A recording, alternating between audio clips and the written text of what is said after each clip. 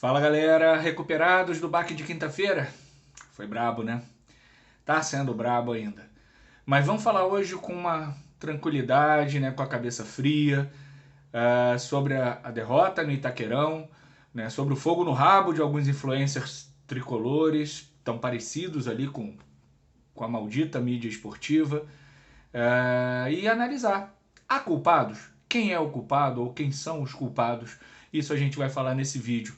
Antes eu peço que você se inscreva no canal, né, deixe o seu like, compartilhe com outros tricolores, comenta aqui de quem é a culpa da eliminação do Fluminense na Copa do Brasil e aperta lá no badalo do Alê, óbvio, lá no sininho para você receber as notificações dos próximos vídeos. Então, galera, a derrota foi doída, né? Foi bem doída. E primeiro eu vou fazer a minha análise do jogo e do confronto com o Corinthians, tá? Que é, já de antemão eu digo, parecida, não igual a do Fernando Diniz. Primeiro eu quero dizer que a gente deixou, não vou dizer de nos classificar, deixamos de nos classificar, mas deixamos de abrir uma boa vantagem no Maracanã. Né? Aquele erro do Michel Araújo no chutão, né? Sempre o chutão, toda vez que tem chutão, o Fluminense pena, né, nos jogos, né, no erro do chutão, e aí a bola vem para o Corinthians, ninguém toma, sobra para o Roger Guedes e ele faz o gol. Então a gente deixou de fazer a vantagem no Maracanã, não foi no Itaquerão. No Itaquerão, né, o Corinthians fez o que eu já dizia que ia fazer, muita gente disse que ia fazer, né, foi para cima do Fluminense. Teve gente que acreditou no discurso do Vitor Pereira de que ia jogar na transição coisa nenhuma. O Corinthians foi para cima, né, para atrapalhar a saída de bola do Fluminense, né, e conseguiu. Né, foi bem no primeiro tempo, aí o Fábio dá um chutão e não volta para sua posição. O que o Fábio dá um chutão e fica parado? Estava contando quantos torcedores tinham no Itaquerão. O que ele fez? Que ele não voltou para a posição dele, dava tempo suficiente para ele voltar a se posicionar, e se tivesse posicionado teria defendido a bola do Renato Augusto. Mas também não foi só falha do Fábio, né, foi a falha do time, né, que optou pelo chutão, né, porque tem um goleiro que não sabe jogar com os pés, né, e foi a falha do Fábio, que não voltou, e uma falha do Wellington, que não se posicionou e não fez a falta. Deveria ter feito a falta, né, naquele momento. Não sei se ele já tinha amarelo. Não sei se ele tinha amarelo ali naquele momento, não lembro. Mas deveria ter feito a falta. Não fez a falta, o Renato Augusto chutou, o Fábio mal colocado, não chegou na bola, a bola passou perto dele, se ele tivesse colocado, bem colocado, teria defendido. O Fluminense reagiu ainda no primeiro tempo, né? Criou ali, rondou, não criou enormes chances de gol, mas pressionou, teve vários escanteios seguidos, né? Tentou várias jogadas ali, mas não conseguiu empatar. No segundo tempo, o Diniz coloca o Natan e o Fluminense melhora. Começa melhor o segundo tempo, o Corinthians baixa a marcação, né? O Fluminense vai para cima, desculpe, tem a bola na trave do Arias, né? Continua tentando, mas não consegue. O Corinthians melhora, né? Depois o Fluminense melhora e no final, né, nos acréscimos, tem os dois gols, né? O gol do Juliano e aquela pataquada do ex-jogador em atividade, né, fazendo o gol contra. O Corinthians mereceu vencer? Sim, mereceu vencer. Jogou melhor, assim, absurdamente melhor? Não. Teve momentos melhores, o Fluminense teve momentos melhores. Mas quando o Fluminense teve momentos melhores, o Corinthians teve mais solidez defensiva. Quantos chutes o Fluminense deu que foram rebatidos pela zaga ou pelo meio-campo do Corinthians, que se entrincheirou ali, para aí sim jogar na transição, jogar no contra-ataque. Então o Corinthians foi melhor, mereceu a vitória. 3-0? Não. 1-0 seria justo, 1-1 seria justo. Se o Fluminense tivesse vencido, seria justo. Né? Mas o 3-0 foi elástico demais, foi grande demais o placar para o que realmente foi o jogo. Dito isso, duas críticas ao Fernando Diniz, a quem apoio intransigentemente, vamos dizer assim. Primeira, o Wellington não dá. Não tem velocidade, não tem técnica, não tem disposição, não dá. Errou, ao meu ver, errou. Eu não estava lá nos treinos para ver como foi o desempenho do time com as outras opções que ele testou. Acredito que ele tenha testado o Felipe Melo, tenha testado o Iago Felipe, né? Mas o Wellington não dá. né? É um jogador extremamente limitado, é um jogador sem a intensidade necessária para um jogo como aquele. Então, ao meu ver, né, o Fernando Diniz errou na escalação do Wellington e acertou na mudança colocando o Natan. Né, o time visivelmente melhorou por dois motivos. Um, que o Martinelli rende melhor como primeiro volante do que como segundo, né? E outra, que o Corinthians baixou suas linhas de marcação e o Natan teve espaço, né, para poder jogar ali com o Ganso, e fez uma partida de razoável para boa, né, o nosso querido Natan. A outra crítica ao Fernando Diniz é a escalação de início, no meio ou no fim do jogo, em qualquer momento do Felipe Melo. Não dá mais. Não dá mais para colocar Felipe Melo em campo. Não é mais jogador profissional de futebol. Né? Antes do gol contra, ele erra um passe, ele dentro da grande área do Fluminense, ele entrega no pé do jogador do Corinthians. Não saiu o gol, não sei nem porquê. Tá? Não dá mais. É um ex-jogador em atividade, um fanfarrão, né, que não tem que estar no Fluminense. Não tinha nem que ter vindo. Né? Uma vez que está ali, porque, né, os incompetentes contrataram e fizeram um contrato de 2 anos, não joga, a não ser em último caso, a não ser num jogo que você vai colocar, por exemplo, o Campeonato Carioca, vai colocar lá o time reserva, vai poupar os titulares, aí até pode ser. Mas em jogo importante, jogo decisivo, não se coloca Felipe Melo, é pedir para perder o jogo.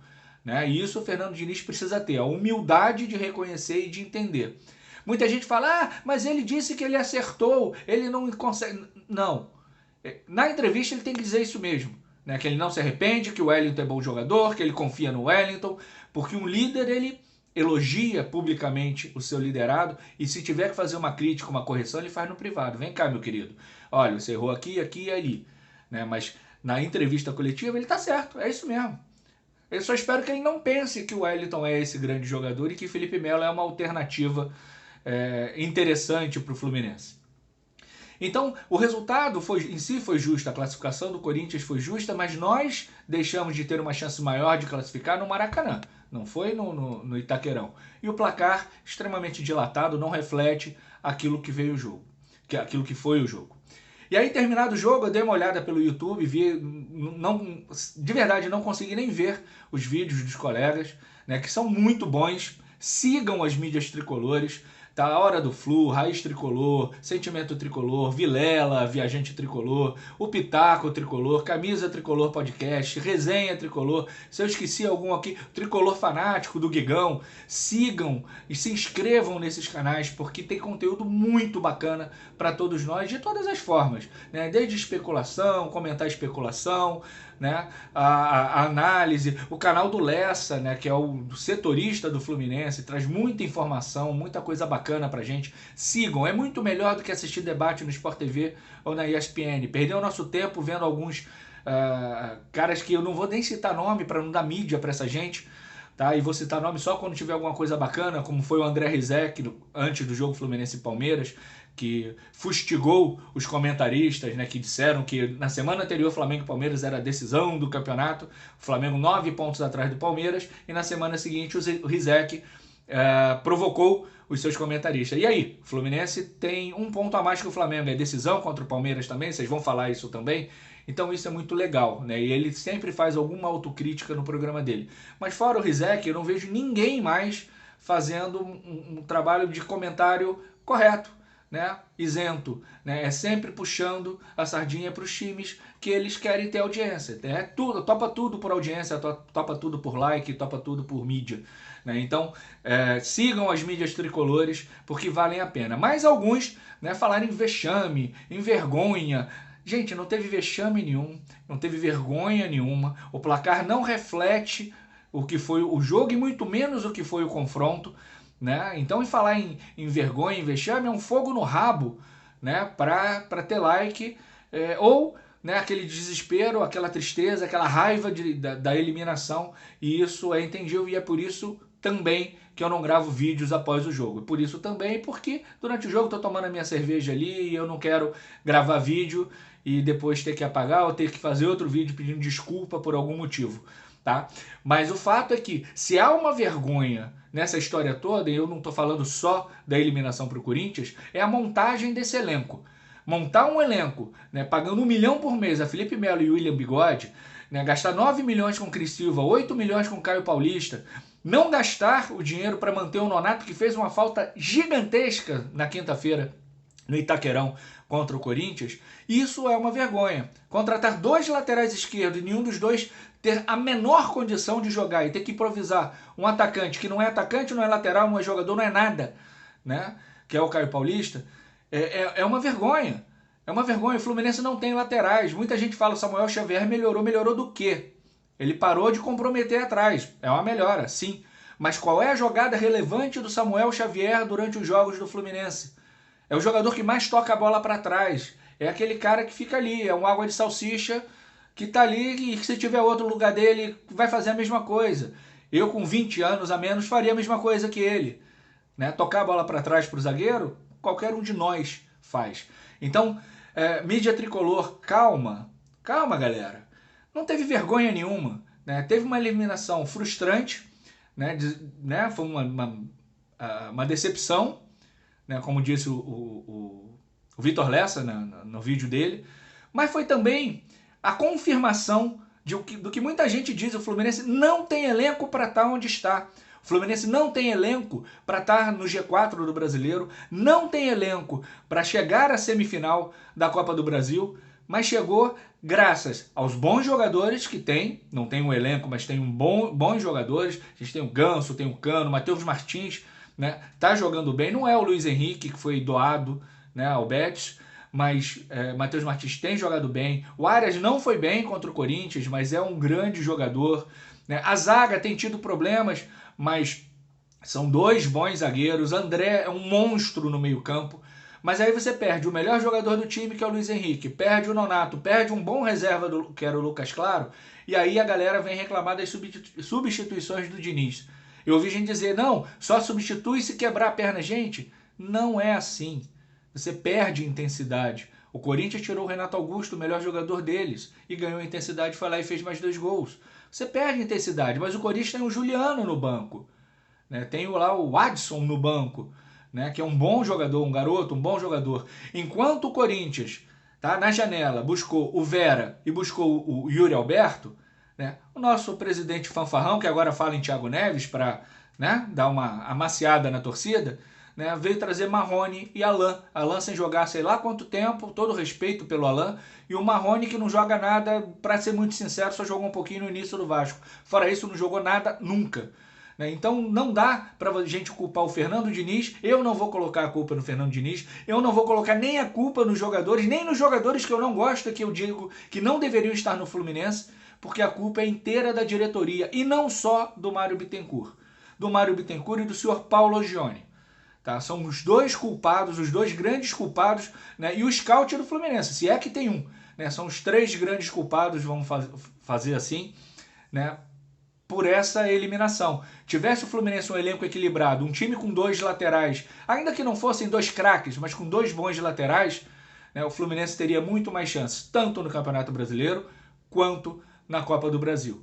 Estamos além do que o nosso elenco pode, e isso deve-se a Fernando Diniz, né, que foi contratado pelo Mário Bittencourt, não porque o Mário Bittencourt tem alguma convicção sobre futebol, ele não tem nenhuma. Ele contratou o Abel para Abel ser escudo, né? Começou a dar errado, o Abel pediu para sair, né? E aí ele vai e traz o Fernando Diniz, porque se der errado a culpa é do Diniz, porque é fácil culpar o Diniz, porque ele faz o diferente.